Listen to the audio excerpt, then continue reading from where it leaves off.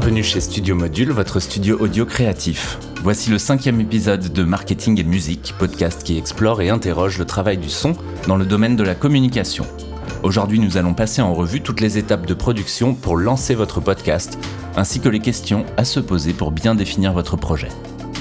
En tant que marque ou agence, vous avez une expertise, une passion, un domaine de prédilection qui vous anime, alors vous êtes presque prêt à enregistrer votre premier épisode de podcast. Des questions éditoriales à la propulsion sur les plateformes d'écoute, en passant par des conseils pour l'enregistrement, l'édition et la communication, on vous dit tout sur le processus de production de ce nouveau format en plein boom. Pour commencer, petit point sur l'aspect éditorial et la préparation des premiers épisodes, avant de passer à l'aspect plus technique. Avez-vous pensé à la périodicité de votre programme ? À quelle fréquence comptez-vous publier de nouveaux épisodes ? Serez-vous capable de tenir le rythme sur le long terme ? Cela dépend aussi de la durée de vos épisodes et du niveau d'editing qui sera nécessaire à la production. Souhaitez-vous interviewer des personnes, recevoir des invités ? Listez-les ainsi que leurs expertises. À quelle fréquence allez-vous pouvoir rencontrer vos interlocuteurs ? Combien d'interlocuteurs par épisode ? Allez-vous les rencontrer en personne ou bien à distance ? Si vous prévoyez des parties écrites, n'attendez pas le dernier moment, car cela peut être fastidieux. Si vous prévoyez de travailler avec d'autres sources sonores, des enregistrements live, des archives, des extraits, listez-les, assurez-vous d'avoir une source de qualité et assurez-vous d'avoir le droit de rediffuser ces contenus. Au niveau général, trouvez votre format d'émission, une structure à laquelle vous vous tiendrez, plus ou moins. Cela sera reconnaissable, plus agréable et confortable pour votre future audience. Cela vous donnera aussi un process de travail, une régularité et vous fera au final gagner du temps à la production en évitant pas mal de questions. Enregistrer un podcast, premier épisode. D'abord, l'espace d'enregistrement. Il ne doit pas avoir de bruit dans la pièce où vous allez enregistrer. Un chauffage, une climatisation, un réfrigérateur, le lave-vaisselle qui tourne au fond, la machine du voisin du dessus, les bruits de la rue, une sortie d'école. C'est fou tout ce qu'un micro peut capter et le niveau de bruit ambiant que notre cerveau occulte tous les jours. Tous ces bruits seront exacerbés une fois captés dans votre micro et dérangeront vos auditeurs. Faites donc bien vos tests avant de lancer la discussion et l'enregistrement. Par rapport au micro, au choix du matériel, vous trouverez sur le web des dossiers très complets et des constructeurs qui proposent maintenant du matériel pensé pour les créateurs de podcasts. Mais sachez quand même qu'il existe différents types de micros, dont le micro dynamique, un micro qui convient à toutes les voix et qui n'a pas besoin d'alimentation. Ces micros sont assez directionnels et ils isolent mieux la voix lorsqu'il y a du bruit de fond ou une forte résonance dans la pièce par exemple. Et l'autre type de micro, c'est le micro à condensateur, qui est un micro plus sensible, plus précis, avec un timbre de son plus doux et plus brillant. Ces micros nécessitent une alimentation, donc la plupart du temps une interface audio selon leur connectique. Par rapport au type de connectique, vous aurez donc sûrement le choix entre le câble XLR, c'est un gros tube avec 3 fiches, qui se raccorde à une table de mixage ou à une interface audio, que l'on appelle aussi une carte son. Il existe aussi maintenant des micros USB qui pourront être branchés directement à votre ordinateur, et il existe même des micros pour les smartphones et les tablettes si vous êtes à l'aise avec ces outils. En ce qui concerne le fait de parler dans un micro, pour parler au micro de manière naturelle, il faut le tenir à une distance raisonnable qui dépend du volume naturel de votre voix.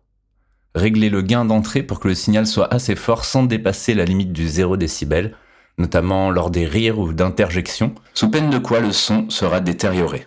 Il faut s'efforcer d'être toujours à la même distance et ne pas bouger. Notamment ne pas tourner la tête. Éloignez-vous uniquement lorsque vous ne parlez pas ou lorsque vous avalez votre salive. Avant de commencer l'enregistrement, si vous le pouvez, lavez-vous les dents ou bien mangez une pomme et prenez un verre d'eau. Vous pouvez aussi faire quelques échauffements et étirements des muscles du visage, ce qui vous aidera à mieux articuler. Et enfin, très important, souriez. Vous n'imaginez pas à quel point cela s'entend.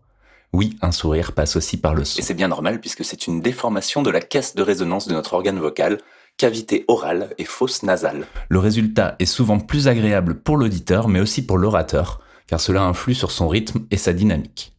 Passons à l'édition, vous avez rencontré votre invité, l'enregistrement s'est bien passé, et vous avez les bandes, les rushs. Arrive l'étape de l'édition. Choisissez un logiciel de montage audio, parfois appelé Stan pour Station de Travail Audio Numérique, ou DAW en anglais pour Digital Audio Workstation. Et il y en a pour tous les budgets et pour tous les goûts. Audacity, GarageBand, Reaper, Adobe Audition, Logic Pro, pour ne citer que les plus connus. Importez votre fichier enregistré, ou vos fichiers si vous avez enregistré les voix séparément, ce qui est plutôt conseillé. À cette étape, vous repérez le début et la fin de la conversation et coupez ce qui dépasse et les moments hors antenne. Ensuite, dans le contenu, repérer et effacer les accroches sur certains mots, les bafouilles, les déglutitions, les bruits de bouche qui sont un peu gênants pour l'éditeur une fois qu'il vous entendra relativement fort dans ses oreilles. Vous pouvez enlever les silences trop longs pour conserver un rythme, mais faites attention au ton de la voix qui ne doit pas sauter de manière pas naturelle, et au rythme, les silences entre les mots peuvent être importants et puissants. C'est l'effet de la pause dramatique.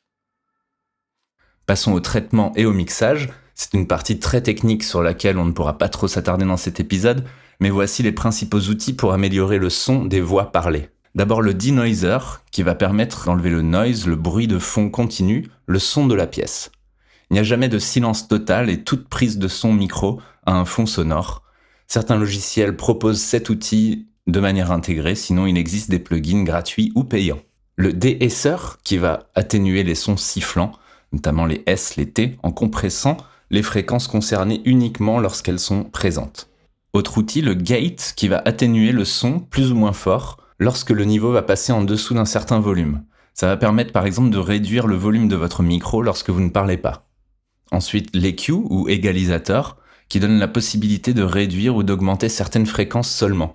Couper des sons graves trop présents sur une voix basse, ou bien des aigus trop piquants, mais également de jouer avec des pics entre les deux, selon les timbres de voix, pour augmenter ou atténuer certaines fréquences. Ensuite, on a le compresseur, qui va atténuer les pics de volume, les moments les plus forts, afin de lisser un peu le volume sonore, en fait d'aplatir un petit peu les variations de volume.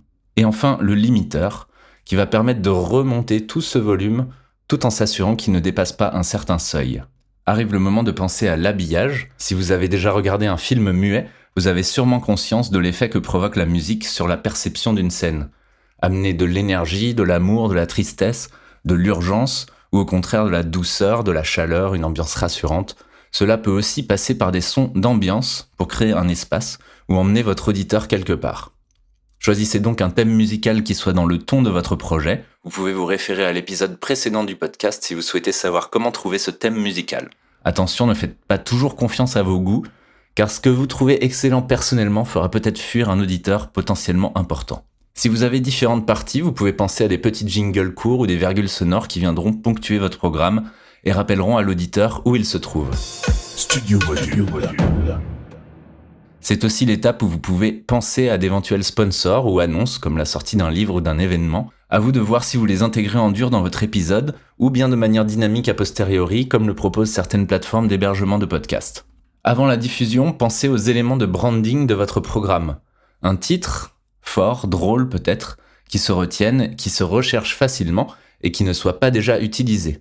Une image de couverture aussi, voire une charte pour les différents épisodes, avec un logo, des photos des invités ou des illustrations en rapport avec l'épisode. Pensez à écrire une description simple et invitante et au résumé de chaque épisode, ainsi qu'à leurs mots-clés. Demandez-vous sur quels réseaux sociaux vous allez trouver et informer vos auditeurs de la sortie de vos épisodes. Cela vous permettra aussi d'espérer être partagé, mais surtout d'échanger avec votre communauté. Beaucoup de podcasts ont un compte Instagram notamment. Enfin, il faudra faire parler de vous, promouvoir, diffuser votre annonce, présenter votre travail.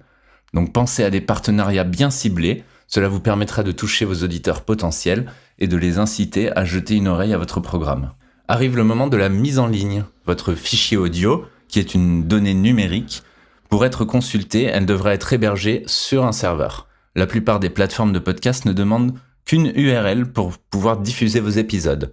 On parle d'un flux RSS, c'est un format d'adresse qui est adapté au contenu en série, et qui en quelque sorte se met à jour lorsqu'il y a de nouvelles publications. Si le mot serveur ne vous fait pas peur, vous pourrez facilement trouver comment héberger vous-même vos épisodes. Sinon, vous pouvez souscrire à un service d'hébergement. On les appelle aussi des hosts. SoundCloud, Libsyn, Podbean, Buzzsprout, Spreaker, Ocha, Red Circle et plein d'autres, et plein de nouveaux chaque jour ou presque. Côté utilisateur, les principales plateformes d'écoute sont aujourd'hui Apple Podcast, qui a inventé le format en 2004, Google Podcast, Podbean, Stitcher, TuneIn Radio et Spotify qui est en train de gagner du terrain. Selon le host que vous choisissez, vous serez amené à mettre plus ou moins les mains dedans pour vous assurer que votre contenu soit repris par chacune de ces plateformes. C'est tout pour cet épisode. Si vous avez des questions ou des remarques ou si vous avez besoin d'aide pour créer votre podcast, n'hésitez pas à nous écrire par email ou sur les réseaux sociaux en passant par studio-module.com.